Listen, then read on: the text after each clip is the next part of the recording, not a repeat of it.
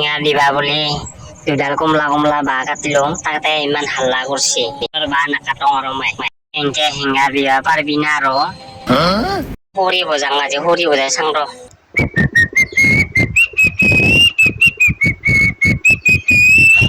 পইচাৰ খুজবা আহিলে পইচা নিদং মই কমলা বাঁহে কাটছং মই কি দাঁত চেলা হাঁহি আছা পইচা পাম বুলি দাঁত চেলা হাঁহি আছা ৰ নেকি তই বাঘ এডাল কাটিলি হা কমলা বাঁহতে পইচা লাগে নেকি তক